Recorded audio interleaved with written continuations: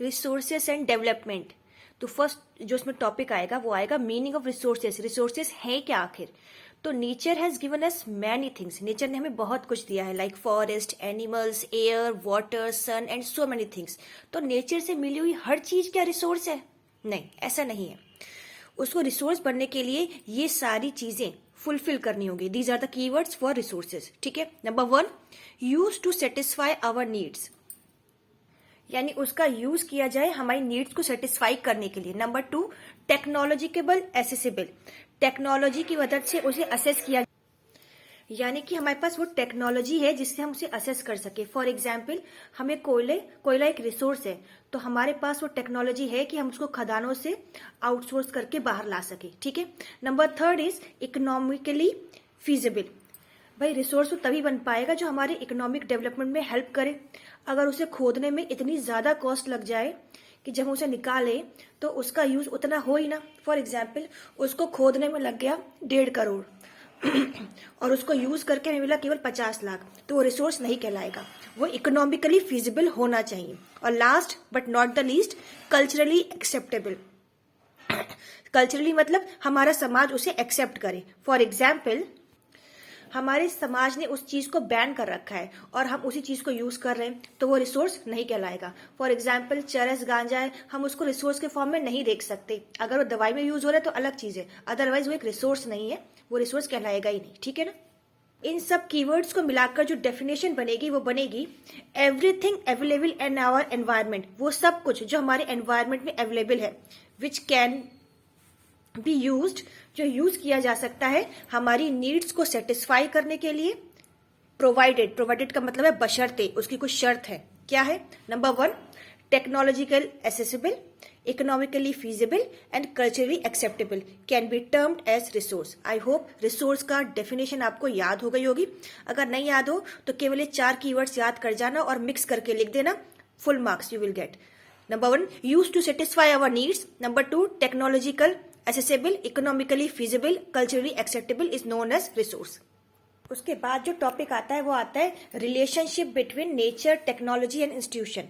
क्या रिश्ता है नेचर, टेक्नोलॉजी और इंस्टीट्यूशन का? तो आप ये फिगर बना लो, ट्राइंगल में ह्यूमन बीइंग बीच में है, इधर है टेक्नोलॉजी, इंस्टीट्यूशन और फिजिकल एनवायरनमेंट। ह्यूमन बीइंग ही एक ऐसा रिसोर्स है जो टेक्नोलॉजी की मदद से नेचर के साथ इंटरेक्ट करता है और इंस्टीट्यूशन बनाता है। जैसे कि कोयले की खदान है तो उसे टेक्नोलॉजी, ह्यूमन बीइंग ने टेक्नोलॉजी डेवलप करी और नेचर यानी कि कोयले की खदान को एक्सट्रैक्ट करा और बड़ी बड़ी कोल फैक्ट्रीज बनाई, जिससे इकोनॉमिक ग्रोथ हुई और डेवलपमेंट हुआ। क्लियर है? इसको आप डिटेल में लिखने के तरीका भी सीख सकते हो। Human being interact with nature, human being nature के साथ इंटरेक्ट करता है, किसकी मदद से? टेक्नोलॉजी की मदद से, और बड़े बड़े इंस्टीट्यूशन बनाता है जहां पर हमारे देश का इकोनॉमिक डेवलपमेंट होता है। इसके बाद आता है रिसोर्स कितने टाइप्स के होते हैं। तो classification of resources on the basis of origin, on the basis of exhaustibility, on the basis of ownership और on the basis of status of development. There are 4 classification of resources. Origin के आधार पर, यानी कि उत्पत्ति के आधार पर कि वो कैसे पैदा हुए। तो on the basis of origin there are 2 types of resources, biotic resource और एबायोटिक रिसोर्स। बायोटिक रिसोर्स वो होते हैं जो हमको अपने बायोस्फीयर में मिलते हैं और जिनमें जीवन होता है। फॉर एग्जाम्पल, हम लोग यानी कि ह्यूमन बीइंग, फ्लोरा, वनस्पति, फाउना, एनिमल्स, ये सब, फिशरीज, फिश लोग कह रही हूँ, फिशेस एंड लाइव स्टॉक, ये जितने भी हमारे पालतू जानवर हैं। ठीक है ना। तो ये सब लोग में जीवन है, तो ये बायोटिक रिसोर्सेज है। And what is abiotic? वो जो हमें नेचर से तो मिले हैं पर उनमें जीवन नहीं है, जैसे कि rock and metals are the example. I hope biotic और एबायोटिक आपको क्लियर हो गया होगा। ये on the basis of origin है। Now come to the next topic, on the basis of exhaustibility.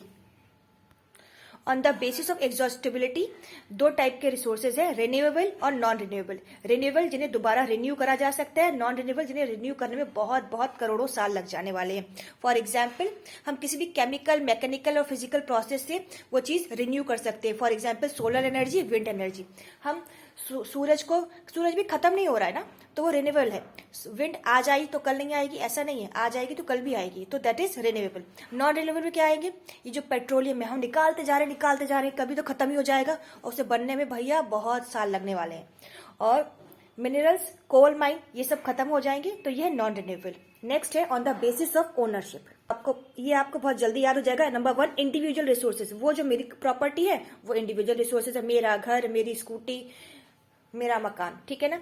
These are owned privately by individuals. Number 2, community owned resources, वो resources जो पूरी कम्युनिटी मिलकर यूज कर सकती है। These are the resources which are accessible to all the members of community, जैसे कि park है आसपास के, ग्रेजिंग ग्राउंड है, गांव में जो बकरी वगैरह चराने ले जाते हैं तो सब लोग चरा सकते हैं, तो ग्रेजिंग ग्राउंड भी कम्युनिटी रिसोर्स हुआ।